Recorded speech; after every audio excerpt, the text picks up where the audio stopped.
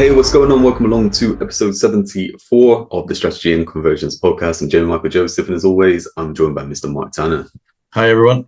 Now, Hi. Mark, you've been out gardening and taking advantage of the whole kind of sunshine and stuff like that. You were telling me a story, and I was just like, we need to add this into the podcast, right? Yeah. There's many different things going on around that story. But just to, as always, mate, just to kind of run through 74. Like that. I know, incredible. So, is again, I was talking to someone the other day, and I said, "Oh yeah, episode 73 is out," and they're just, I didn't know you had a podcast and stuff like that. Yeah, and I just said, look, I said, just go and listen to the recent episode. I said, and then just go back and then just go through them and pick whichever one you want to listen to. I said, you can, I think if people go and listen to all of them, they've got like a good.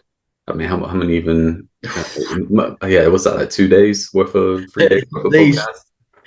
So lots of stuff there. But what I would say, just before we get into it, is for our listeners, look, if there is anything that you want us to discuss on the podcast, different topics that you want us to raise, anything that will help you, look, just get in touch with us. You can email us support@strategyandconversions.com. Go off to someone like Instagram, Strategy and Conversions, give the page a follow. And obviously you could just DM us on there as well. It's really easy. But yeah, let us know what topics, I mean, I think myself and Mark we've probably got a good 100 more episodes in us, quite easy to run. Oh yeah, I'm sure. But because again, more and more listeners, I think there's like 38 different countries now and stuff like that. There's going to be different things in different countries, people with different levels. But let us know if there's something that we're missing, that you want to know more about. If there's something that we have spoken about before, and you're like, let's get into that a bit deeper. Let us know, and we can get through all of that as well. And look, like I said, give the page a follow, but wherever you go, give us a like, give us a follow, give us a subscribe, and share this out to whoever you think could benefit from it. Yeah, definitely. It was a lot of, we put out a lot of, I mean, obviously there's a lot of content on here, but we put out a lot of gems. Sometimes we don't realize just how much we do, but when you listen back at it, which I do from time to time, you suddenly think, oh yeah, I forgot to mention that. That was a good point in there. So yeah, there's a lot of, I know we're blowing our own trumpets a little bit, but we've got a lot of experience between us. So there's a lot of good stuff out there, which help some people to, if you listen to it, to maybe avoid some mistakes and errors that possibly you could. Do you know what? And that's interesting. We were talking about this, weren't we, about coaching. And last weekend, I wish I'd had a pallet building coach. Because I made so many errors and so many mess ups on the whole thing. So yeah, I think it's interesting. We were talking about successful people we were talking about the last one, about how successful people have coaches for everything. And so last week, well, a few weekends on the go, actually, I've been building raised planters out of pallets. And I obviously had YouTube, and I was looking at YouTube, and I had some advice from the garden centre and stuff. But it would have been great to have a coach there and say, right, what do you think you need to do next? And like, because I made so many errors. I've completed one pallet. All the wood just splintered up, but that was because of me being too heavy-handed. That's it. Yeah, just get it done, smash it to bits. But that kind of thing, like being too heavy-handed or trying to rush the process. I mean, for one, that's going to bring us nicely on to this episode. But for two, that is what a lot of people do, don't they? Where they get an idea and they're just like, right, 1,000 miles an hour, let's go and smash it. Yeah. Like you said, sometimes knowing the steps is one thing, but knowing what to do when things go wrong, or knowing when a mistake is coming up that you should avoid, or even where to spend a bit of extra time. That all comes with experience, it all comes with knowledge. And that's what, someone who's been down that path before can obviously, tell you then what is the best kind of move forward. I'm thinking that I'm talking then, I was just like, what was that Netflix series with the games and stuff like that? Where is that the games? Oh god, but I forgot. Squid Games, right? Yeah, that's right. Yeah, there's part of that where they have to jump across a bridge and that, right? And they have to go through different platforms, and if they land on the wrong one, it drops down.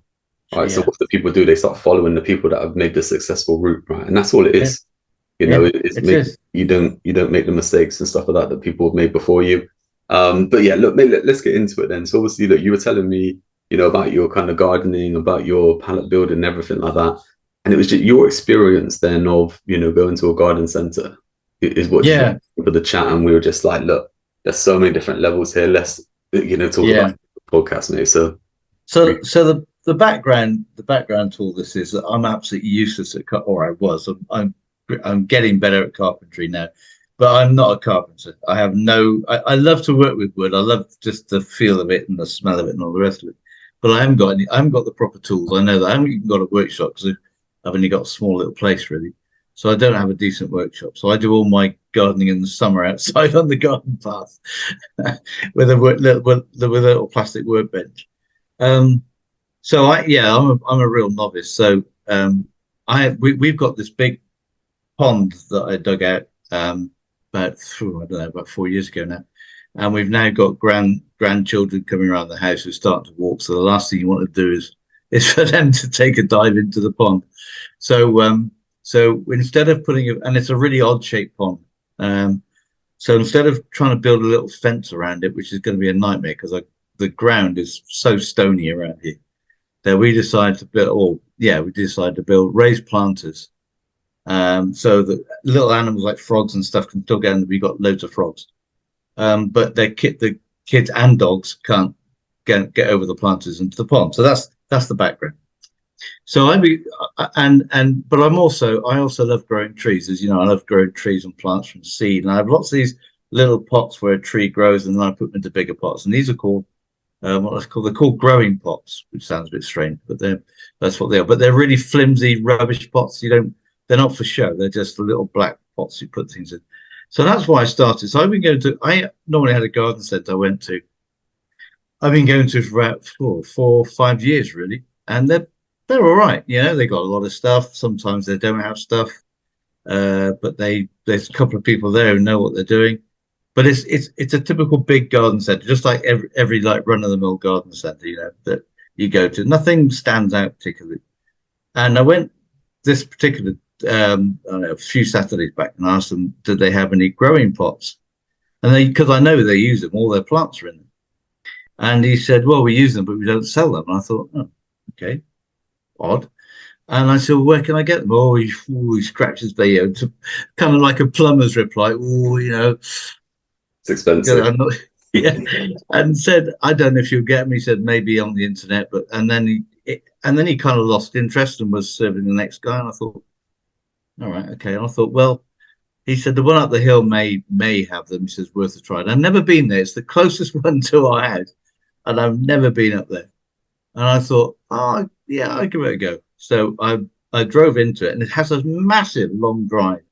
So the garden centre isn't on the road like the rest of it. It's kind of way back. And so I went up this and I saw this car park and parked into this quite dusty car park and everything. And there's hardly any cars there. And I thought, this isn't going to be brilliant. And as I got out of the car, I saw these stacks of pallets. And I'm thinking, oh, hang on, now, pallets, planters. That was going on in my head as well.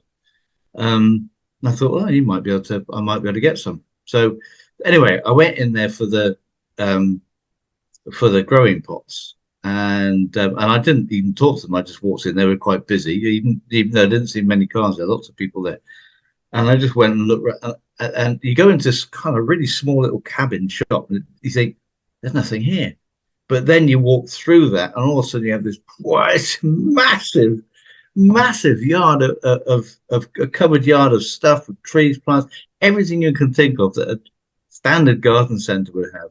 And then everything you could even possibly think of, that all these little weird, wonderful things, trellises, all this kind of stuff that I'd never seen before. They were all there as well. And for the first impression, you think, hang on, the car park's empty. This must cost them a fortune. They can't be making much money out of this. But I was wrong, because it's really packed in there. But anyway, I went to this place. And I found planters. I found every kind of plant growing pot I could think of in different sizes. And I thought, oh, okay, so that saves me a job on the internet. So I picked them up, and I went to the counter, and I was in a queue in the counter, but it was really quick. They were serving them really quick, and he was having a chat with people all the time. And then the lady came in, who I later found out was the sister. She was having a chat with people and seeing what they were doing, and really, and yet they were still getting people through the queue. There wasn't still delay. And he came to me. And I had these planter. He said, "Oh, yeah, I haven't seen you before." And he said, "Yeah, it's the first time you've been here." I said, "Yeah, it is actually." And I explained it. And then he said, "So what are you growing?" I said, "You got just." He said, "These are just growing pots." I said, "Yeah, I'm growing trees, and I've got some little um, what they call them, whips. So there's willow and hazel whips, which are like so tall, about a foot and a half high, to go from one pot to another pot, and then bring them onto eventually go into the ground." And he was really interested about it, and he's talking about it and really chatting about the things that I had to look out for and what kind of soil they liked. I thought, "Oh, brilliant, okay." And then just as I paid for him, and just as I was going, I suddenly thought, "Oh, those pallets outside." And he said, "Yeah." I said, um, "Can I? How much are they?" He said, "Oh, you can have them." He said, "If as many as you can take." And he said, "Just be careful of the ones that have this stamp on it. Make sure." Yeah, I said, I told him what. He said, "What do you want them for?" I said, "I was going to build a planter." He said, "Right, you want the ones with this mark on them, and not that one, because this mark means that they're heated in a way that isn't any kind of chemical residue. But if you have these other ones, they won't be any good for planters." And I thought, well, didn't even know that. And he told me all about the different types of pallets, and I thought, wow, I didn't know that was such a thing, you know. And I said, "Well, I can't pick it up now because I still had a baby seat in the back in the back of the car for the grandchildren." But I thought I'll come back and do that anyway. So, cut a long story short, came back. They were brilliant. He helped me with getting the pallet on the back. No, there was. I felt like I was the only customer in the shop. Yet when I went back that time to pick up the pallet, it was really busy. But everybody moving through the queue, um, nobody kicking off or nobody looking really, because they were chatting to everybody and had real interest in what everybody was doing. And he felt, but even that case, when he dealt with me, I felt like I was the only customer. And he spoke to me and he said, "Right, what?" And he said, "What kind of plant are you building?" And I told him why and all the reasons. He said, "Right, okay, this is probably the best pallet for you." He said, I said, "I'm not sure if I can get it in the car." And he said, "I'll give you a hand," and put it in the car. We might only manage one at a time. And he said, "But come back anytime. There'll always be there, this stack." And he said, "This is the stack you want, not these over here." Um, and he couldn't have spent more time with me, really, apart from me going and building the planter for me. But he gave me loads and loads of tips of what to do and stuff. And then I've been back ever since, and I won't go anywhere else again. And it's just because they treat you like, well, they treat everyone I've noticed have been treated like they are the only customer in the shop. Yet there's only two of them, and that's the other thing. Because the previous garden centre I went to, there'd be times when you won't be waiting for someone to serve, and there's hundreds of them all around. They're watering this and doing that, and it's no bigger. But you sort of think, I want a bell to ring and say, "Come on, serve me." But and I just took that as that's kind of the standard thing for a garden centre. But obviously not, because the priority in this place is that the brother and sister, they will serve the customers. That's their priority. You know, no job too big, no job too long. They'll they'll give what the customer needs, maybe recommend some stuff if there isn't. And that's another thing. I don't think there's any conscious upselling, but there is an upsell. You know, you say you're on a pot in growing rose. Oh, yeah, there's some good rose fertilizer there that you might be already using. There's some Miracle Grow stuff or whatever special stuff. So all of a sudden they're adding to the sale without even. Well, I don't know.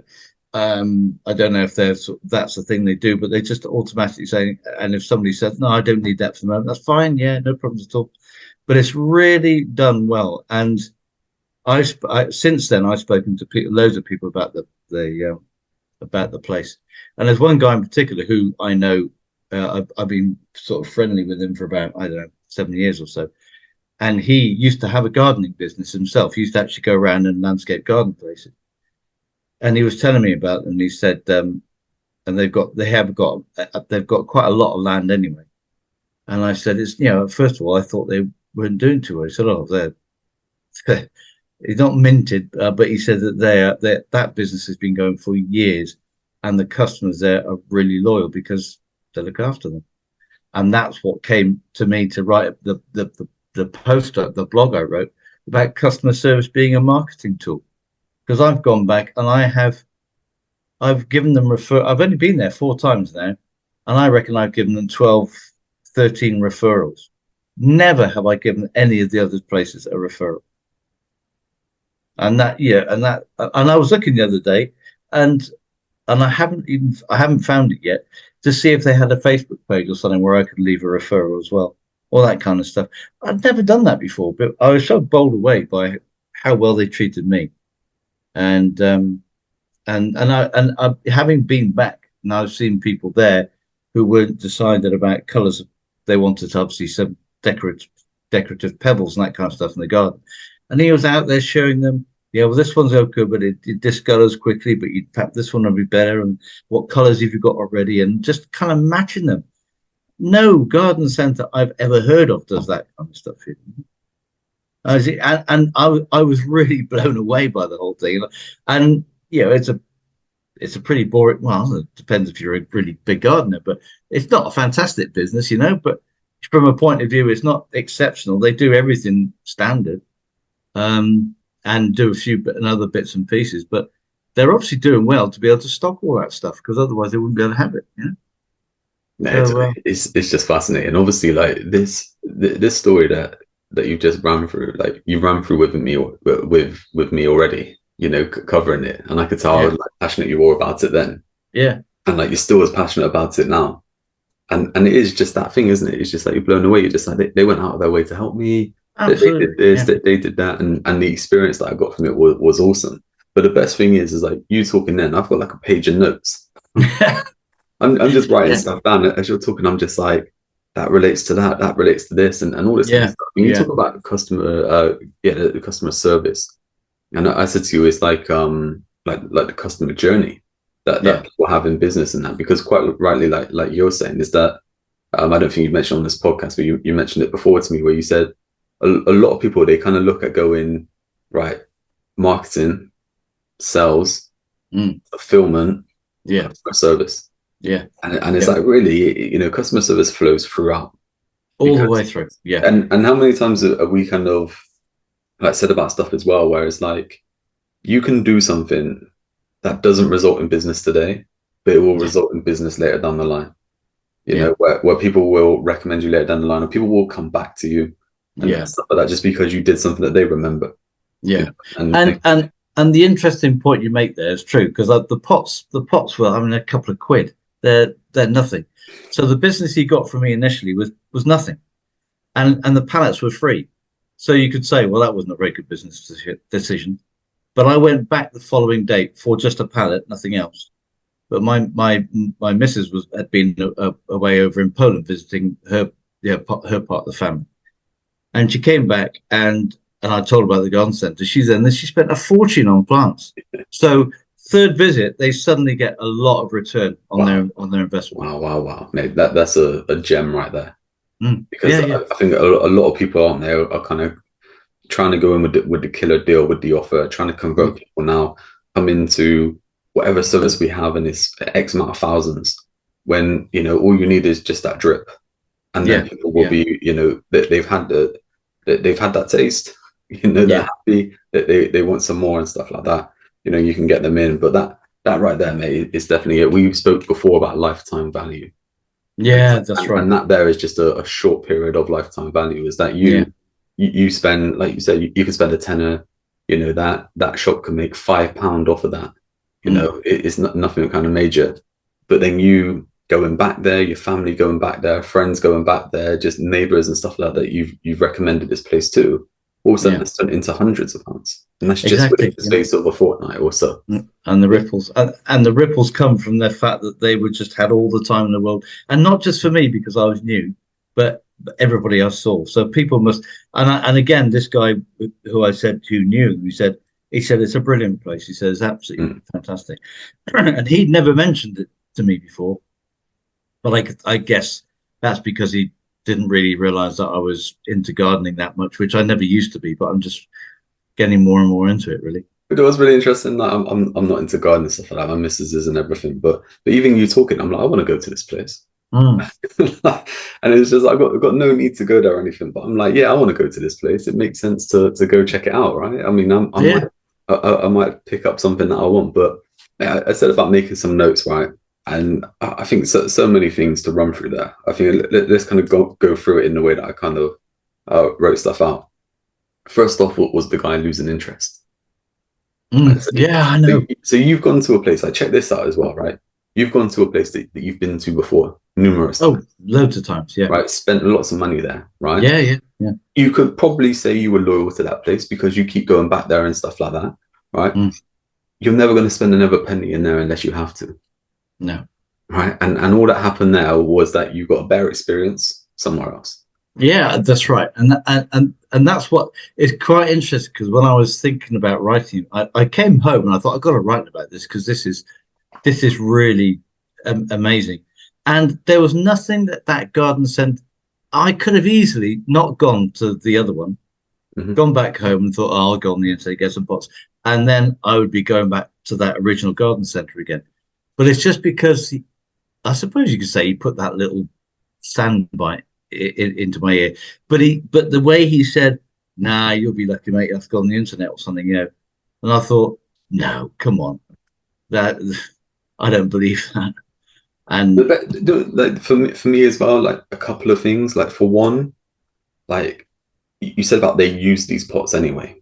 yeah, Like, so they've probably got a ton of them laying around that they could have did the same thing as the guy with the pallets and just said, listen, mate, we don't sell them, but if you just need like 4 or 5 or something, we can sort you somehow. Yeah. Right. Yeah. That you would have been happy. You would have, you probably put some other stuff whilst you were there, and then you would have been back there next week. Was that? But the big thing is, from what you said as well, is like you just kind of lost interest, right? So he didn't follow through with trying to provide you with the best outcome. No. Or trying to make sure that you were happy at the end of that conversation, right? Even if you went around and just been like, well, I guess I got to go somewhere else, right? At least it's ended. But like you said, you could tell that he just wasn't interested, and you see that a lot. I've definitely seen that a lot over the years, where we've seen it in networking, especially. Someone will be talking to someone, they realize that they're not interested in what they're trying to sell, and it just goes flat. It goes down. Trying to move on then to speak to someone else. Yeah, it's like that person may become a customer in 3 months' time because of this conversation they remember and stuff like that. But you've just lost it because you've just, and another thing you kind of picked up on, you feeling like the only customer there at the second place. It's the same thing. Like whenever you're talking to one person, like they're the only person that matters. Yeah, right? And it's like when you go into this other place, just that thing of people saying, yeah, okay, what is it you want? Don't worry about the line there. I will help you and stuff like that.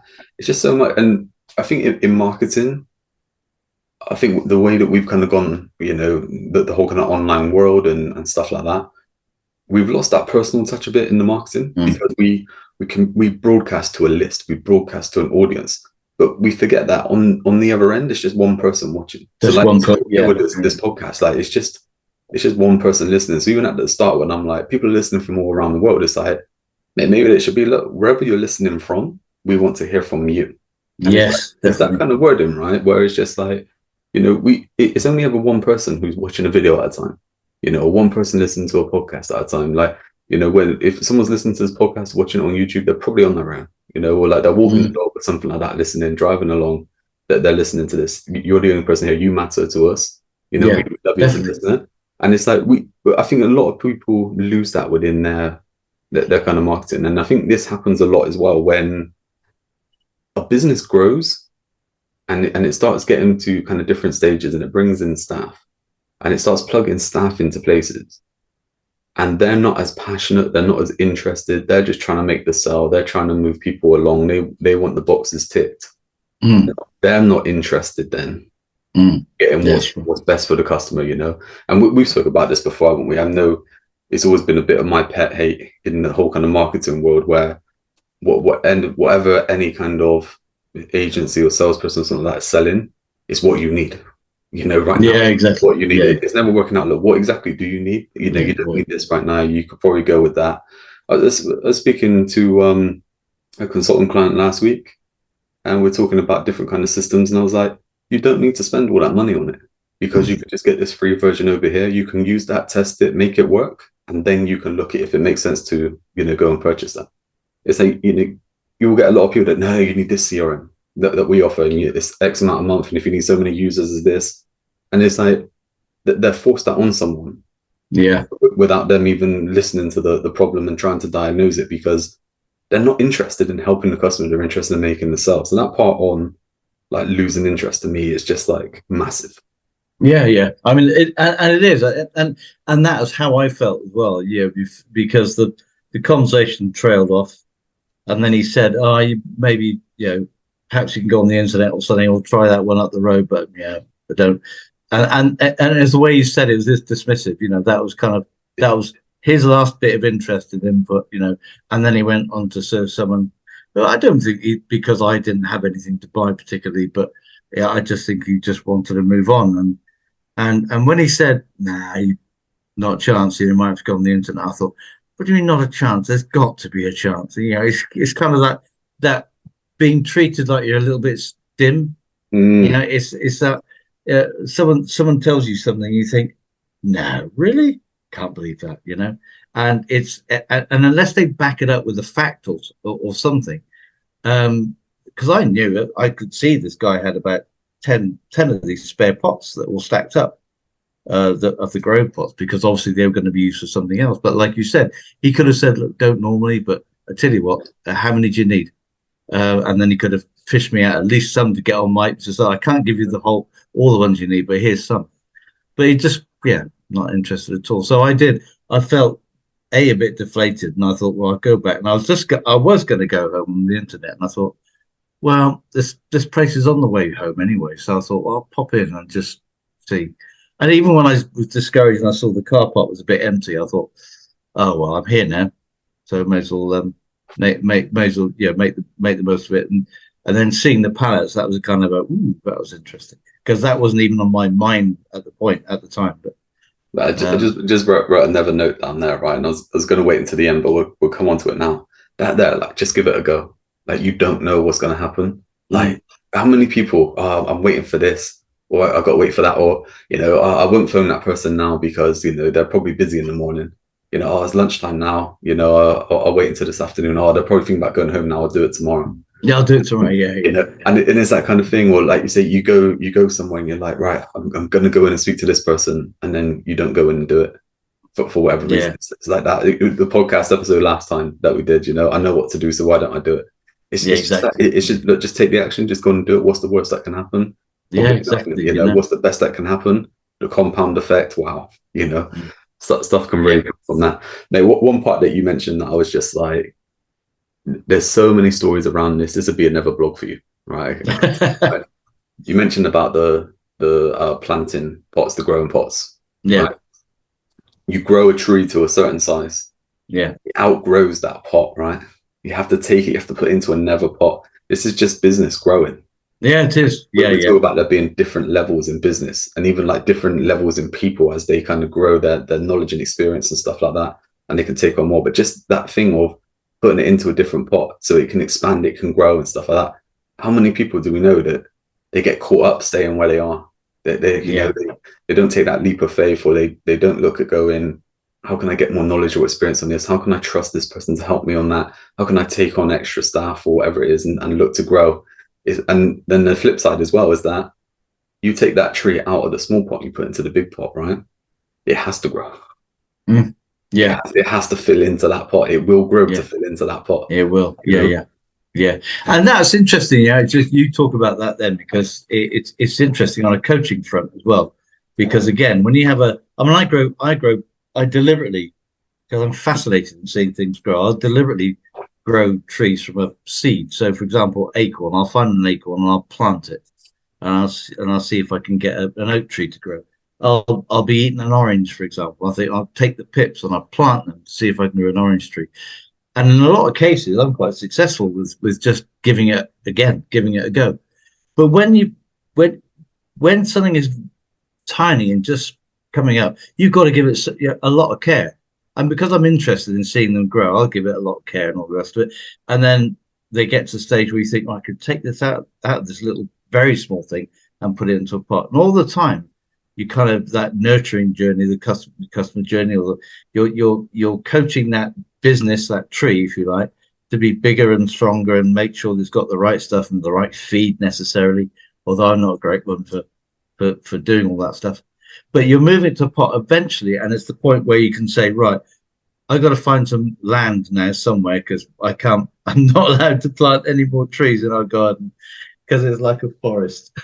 So I've now got to go find places where I can plant these things, but find somewhere I can say, can I plant my tree here? Yes, and by then it's like 2 foot tall. It's growing. It's kind of established. So make sure you stake it and grow it and plant it wherever it's going to be in a school or something, and then you can kind of let it go to a certain extent. Mate, that part there, massive, right? No. The danger in skipping the pots. Yeah. Oh wow, that's a good one. The danger in skipping the pots. Imagine you take it as soon as it gets to that first pot, you go, right, I'm going to go and put it in the ground now. It's going to die. It's going to fail, right? It's going to be blown by the wind, all that kind of stuff.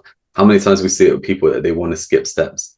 Yeah. They want to push on through. They want to get to that. Oh yeah, I want to be doing this. I want to be doing that. But it's like there's no fundamental. There's no foundations in place. There's no concrete kind of step for you. Yeah. You know, they have to do that, and it's like that part there. That's the important of not skipping the steps, right? Is like if you skip the pots, you're just going to end up with a tree that is going to blow down at the next kind of, you know, storm that we have. And it's like that's what happens a lot of time. Like the house of cards, business will kind of grow, and it's like there's no substance there for it to build. And it's unsexy, like to say it takes time. I know, and stuff like that, because people don't want it. But it's like the longer you can take building, the stronger it is, the better it is, the more you get from it, the longer term gains that you can get from it. And it's like that doesn't mean that we don't want to make any money right now. We don't want a decent business right now. We want to do that. But it's like we don't need to skip steps. We don't need to push through those steps. It's like let's grow like a tree. Yeah. you know, nurture it into grow into that big oak tree, right? That's the thing. It's like that big oak tree started from a seed. Yeah. And that isn't that really true? Is that when people start a business, I mean, we're talking here about growing stuff from seed. So we're talking about business startups. People just think they're going to be able to start a business idea and wow, it's going to take off. And you don't realize there's two thoughts about businesses. You can start your own business and know it's going to be hard work. It's going to take time and a lot of care. Or you can maybe buy someone else's tree. You can go and buy a business that is existing. But don't be fooled that isn't going to take time and that isn't going to take a lot of care. And you can't just buy it and say, oh, that's it, right, I've got a business now. Because the reason that business is being sold, one of the reasons could be that it's beginning to fail. Mm-hmm. And it's going in and it's coming in at a reasonable price to buy because it's an ailing business. So you've got to be aware of thinking, right, okay, what's wrong with it first? And there's all sorts of things like checking balance sheets and all this kind of stuff to make sure it's viable. And then the other kind of side where the existing owners are retiring maybe and want to move on. But then you're probably going to take on a business with a workforce that were loyal to those people who are moving on. And you come in as a total stranger and they're going to say, hang on, this is change. People don't like change. I was going to say, you start making some changes there as well, and the pushback comes. And that thing on buying businesses, it's a big trend right now. Right? There's lots of people pushing that, you know, and it's not a bad strategy. I mean, how many businesses grow with acquisition? Quite a lot. But I think what's being done now is people are saying, look, just average person go and buy a business, and it's already created, right? It's money from day one, and it brings on to my next point as well. It's about having knowledge on a product, service, or industry. It's like if you're just going and buying a business and you don't have any knowledge or anything on it, you're gonna have those mistakes that you're gonna hit and everything like that. It's an expensive mistake then to be making because the business is already kind of operating and stuff like that. It's like learn the mistakes to begin with, and then once you're knowledgeable and experienced and stuff like that, you could buy a business to just go and plug yourself into or plug into your business. But this gentleman who was in the shop, like you said, his product knowledge was second to none, right? He obviously had a passion about it. How many times have you seen it where people are passionate about what they offer or passionate about a hobby or something like that, and they could just talk all day about it? Yeah. It was this guy seems to know everything about everything. I mean, I think he had to be in his 70s. So both of them, they're quite getting on. They both have to be in their 70s. But obviously, that's what they've been doing all their lives. And so the amount of experience and the amount of knowledge and stuff they had, which was no problem on passing on. In fact, you could see he was really loving talking about it and passing on. Oh yeah, I'm growing these trees, and this is what you need. Make sure the soil's right because these ones like a bit partial shade. This one loves the sun to get it out in the sunny spot, all that kind of stuff. And it's all about the growing stuff as well. But when it came to the pallets and the planters, and just advising on the different types of pallet. Yeah, we don't want this. We want to make sure that the plant is built this way so that there's no chemical involved and you get the right paint. But if you're going to paint it, which my wife has, get the right paint and make sure there's no chemical in it, and just all that stuff which I didn't ask for. And some people say, "Oh, you don't have to tell me all about what to do," but it wasn't done. Like I know a lot of women complain when they go to garage, for example, because they've got a problem with their car, is that the mechanic talks down to them. And a lot of women come back and say that. And I think sometimes they do it with blokes as well. But there was at no time was this guy talking down to me. Or I didn't feel that at all. It was just, yeah, this is my experience. Let me help you out. As opposed to let me tell you what I'm going to do. Let me help you make the decision that you want to make by giving you all the information that will educate you to do that. And that to me is another thing. Like you said about there wasn't like an upsell, maybe there was and you didn't quite grasp it. For me, it comes back to that thing that we spoke a while ago about, is that it is allowing the customer to get the best from the experience.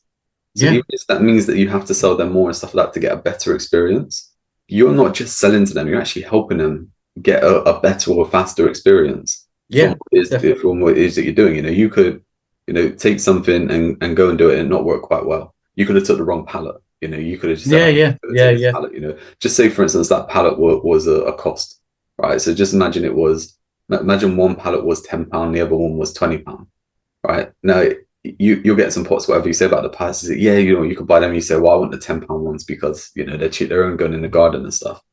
He could be like, yeah, go and buy the £10 ones. I'm making money from it, I don't care. But he could have then turned around and said, look, the other ones are more expensive, but the reason they're more expensive is X, Y, Z. They're going to last longer. They're going to do this. They're going to do that. Straight away, he's giving you a better experience because you just say, I'm going to buy 3 times the pallets over the expensive ones in the space of however long. But if I go and buy the expensive ones now, then it's better for me. And that thing that we said about before, about you imagine someone going camping and they just want a tent. And then you tell them, look, okay, you actually need a bigger tent. You need the sleeping bag. You need the stove. You need a torch. You need this. You need that. Because if you don't have it, your time's going to be pretty rotten. Yeah. And it is that thing. And to me, it is passion. And again, I think this is where a lot of businesses make a mistake as they grow and they just bring people in. We've had it where we spoke before. It's about networking groups, and there'll be a company and they just plug someone in. And that person's not interested in a relationship. They're not interested in helping you make a decision or anything like that. They just want to tick a box and be like, yeah, I went to that. Exactly. I've lost count actually of the amount of businesses that I've worked with over the years where they've had staff who have gone and done some networking groups and they will say, oh yeah, nothing comes from that. And it's like, why does something come from it? If the owner, when they did it, stuff came from it, and now that from the staff it doesn't, what's missing? Yeah, and that you're absolutely right, because I mean, there's 2 things there, isn't there? First of all, the employee of that company is doing it because he's been asked to do it. So go and represent this company in the network. So they come out with a very trite, their little speech. This is what we do, da-di-da-di-da-di-dum. And you can tell all the way there through, they say, come on, buy from us. The message you're always getting is not how can I help you, it's buying. There's a totally different message, because then they're not a business owner. They're an employee, and it's a different. They are different. And then the other thing is, and I'm guilty of this, I must admit, with network meetings, is that I think, but they're not the decision maker, so I can't really form a relationship with them, because I'm not forming a relationship with the decision maker. So if that person If that put just so that employer was interested in what I had to sell, great.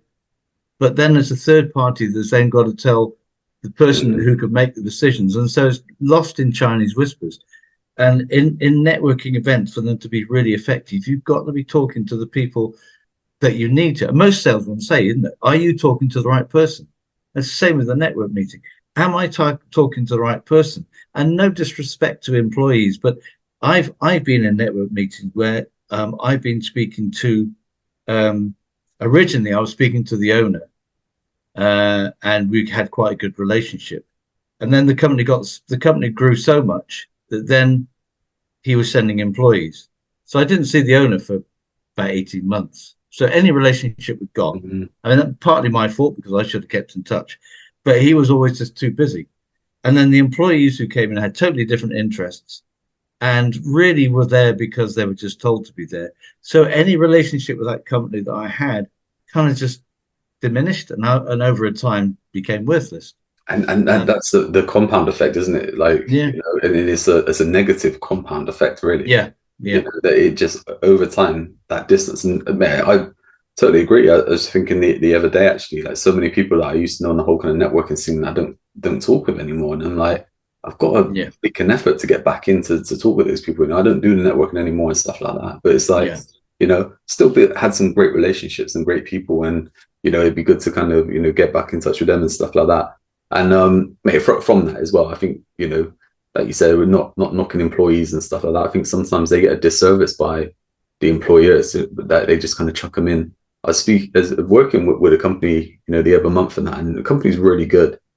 But this person I was working with on some training, we were talking about some marketing stuff. We're talking about some posting and some blogs and stuff like that, and they were all good on their kind of point of what they do. When I got into the sell side and I was like, what can we do for the sell side? He said, well, I don't really know what we do here. And it was just like, and it was like, again, like not knocking them because they're very good at what they do within their kind of space, but they've now been tasked with something that they're not fully even like, yeah, what's the word I'm looking for? Like the comprehension isn't there yeah, of like, yeah, what the business is doing. And yeah, it's like, it's somewhere there's a breakdown, and it's like, and that there, like I said, that's on a company that is doing very well, and the whole kind of customer service side very well. But even for their employees, they could now take that employee and put them into someone like a networking group, and it just wouldn't work because they don't know what they do and stuff like that. It's yeah, pretty yeah. interesting stuff, mate. But yeah, I think looking at the time, I think we've got plenty of time to run through a few other parts. So another part, like you said, there was give value, like I've wrote down give value regardless. So, like you said, the guy at the first place, dismissive, didn't really care and stuff like that. He could have easily turned around and said, you know what, there's a different kind of pot that we recommend. Here's the web address to go and get them. And this is where we get them Yeah, from, or something yeah, like that, right? Anything really. But like when you've gone to the other place and like you said, you've just purchased some pots or whatever, the guy's looking to give more value and stuff like that. Now he doesn't know if you're going to come back again, no, no, I but he's know. given the value regardless. You've asked about the pallets, he give you his opinion then and stuff like that.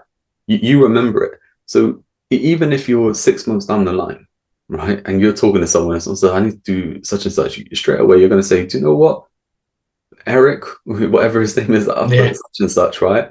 That he's the man to speak with. mm, He needs to. And again, look, marketing tactics. I think sometimes people miss that. Where they're trying to sell to that person, or they're trying to convince that person to buy, but that person could send 5 people your way, just from you helping yeah, them, overcome an issue or something like that. They may not have a need for your service or something, but just by your expertise, your knowledge, you can give them the right kind of I was going to say remedy. I don't know why, but you could give them the answers to what it is that they're yeah, looking for. They will remember that. yeah. You And become the it's expert in something their eyes. it's something that we've talked about time and time again on the different podcasts. Is that don't think about making a sale in monetary value, but think about the value you can give because everything starts with the value you give. And if people perceive, like I did, and many other different and in different situations, if people see the value you give for free or as much value as you give, they're going to think, "Wow, I am going to come back, because the price, the price doesn't matter. The price is kind of like number 5 or 6 on a buying list of 7 or 8 points. And if you go to like a garden center, you go to the stuff that we do to a certain extent, most of it can be done by other companies. They can replicate what we do to a certain extent. But the garden centers, this guy had extra bits and bobs, but the 2 garden centers were intrinsically the same. So how do you stand out? Value. It's the value that makes you stand out. It's the again, this is what we said at the very beginning. It's customer service being used as a marketing tool. It's the value was the customer service they gave. And it's all very trite for people to say, oh, well, we give great customer service, and that's why we stand out above this one. You say, yeah, okay. Does that really make you stand out? But when you can see it in action, they can, I mean, if you see, when they talk about customer service, I guess the guy, if you got him in a room and talked to him about it, he would be quite passionate about the fact that he wants everybody to get what they want from his garden center. And because of that passion, he's good at his customer service. So when you go into a network meeting and he said, yeah, what sets us apart is you probably use different words, but the customer service. We make sure we do this and we make sure we do that. And all of a sudden you realize that, yeah, customer service is their thing. It's not just a sentence that we give great customer service. That, yeah, everybody does that or thinks they do it, but how do you really give it? Yeah. And there was just like one thing, as you've noted down there, like one thing after another, and I came away thinking, wow.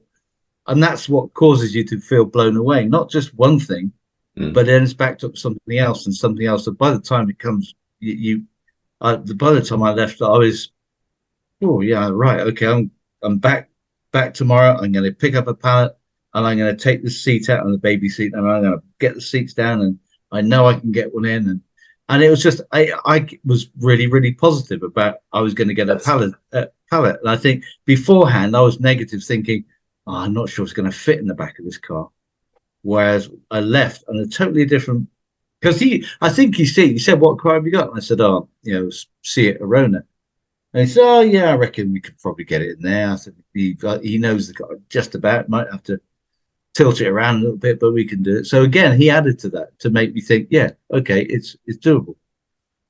Oh man, I just like that story there. I'm just like that thing of, like you said, you became positive. Like for me, before you said that, I'm like, you become motivated to actually do the job. That was it. Yeah, it's something that you're putting off, right? But how many times we spoke about this, right? That you can be in that situation where you're just, I've been putting off this, whatever, right? And it becomes a big monster. It's that whole kind of eat that frog kind of thing. Yeah, right? Absolutely. Yeah. But like as soon as you took a step, as soon as you started building that momentum to actually do something about it, and then it compounded, you've got that motivation to go, yeah, I want to do this now. And then, like you said, you've gone and got it, you've started building, you've done all this kind of stuff with it, right? All that's happened is you just take an action. And it all starts to form. But so many people wait until it's like the perfect moment. Oh, yeah. Something like that before they actually start taking steps. And then it's that. And it's the people on the journey with you, I mean, we talk about this a bit with the kind of coaching that we do on aspirations and accountability. All the trainings there, everything like that for people to kind of follow for marketing and sales systems and all this kind of stuff. But for some reason, people just stop from doing it themselves, right? So that's why we have the accountability and stuff like that. It's really interesting. I can remember listening to something a couple of weeks ago. And it was talking about someone who was in a mastermind that was put on by Russell Brunson, the whole kind of ClickFunnels guy. He's got the books. I've got the books behind me, some like Expert Secrets and .com Secrets. Stuff like that. And what they said was, someone was asking them, well, what do they actually teach in these masterminds? And they say, well, just the stuff that's in the books. It's like, well, why don't you just get the books? And it's like, well, we've read the books and stuff, but like, what happens is within the mastermind is that you bounce around ideas off of people. You've got someone telling you can do it, and they're looking at your business and how it can work best. And then you can network with other people and stuff like that. And I'm just like, that's what we say with what we do. And it's just like, it's just having someone on your side that says, look, you can do it. It just depends how you want to do it. We can tell you the best way and stuff like that, all the mistakes to avoid and everything like that. And that to me is just like, it's just being in the right environment. So like you said, you know, kind of looking at some pots for growing, got to get around to building this kind of thing.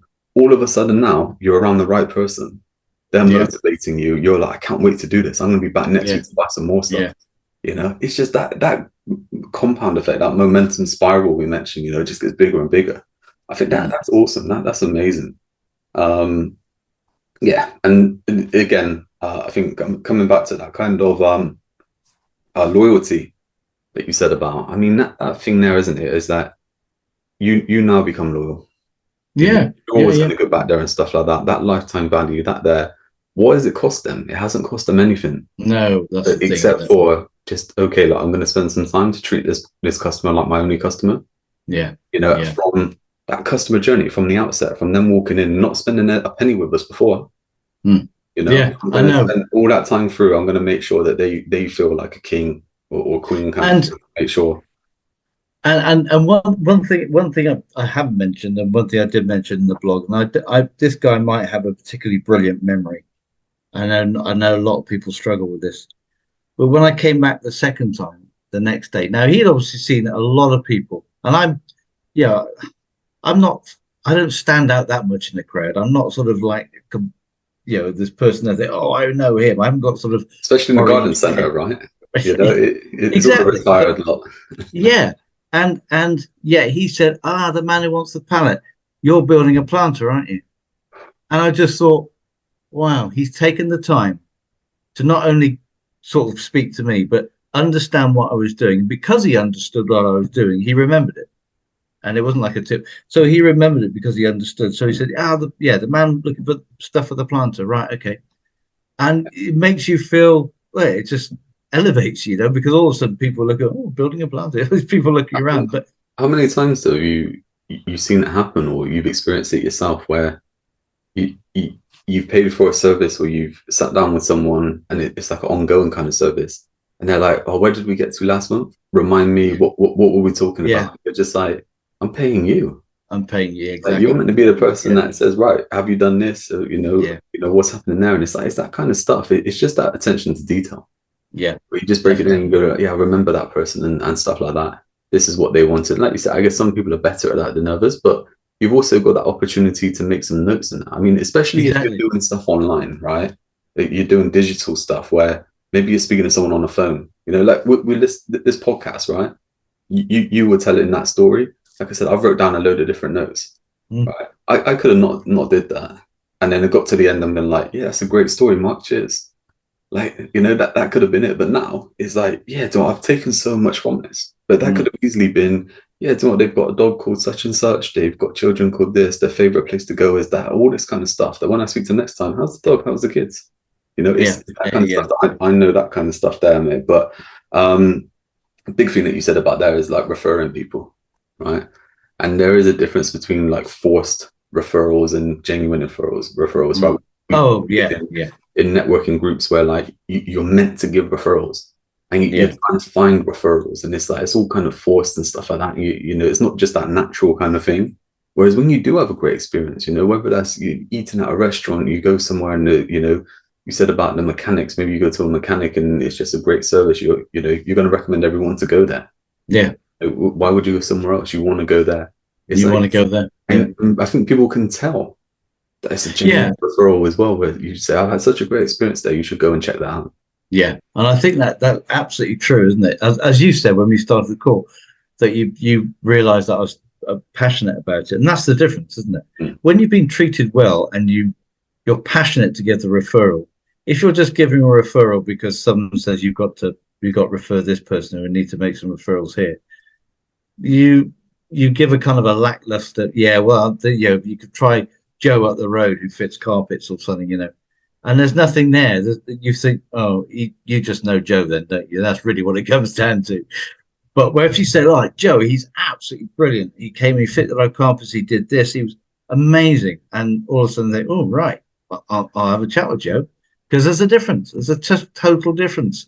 And you only get that. You only feel to be able to put that across if you've actually experienced it and feel that good about it. And I think so that's when people realize that the referrals become genuine as opposed to forced.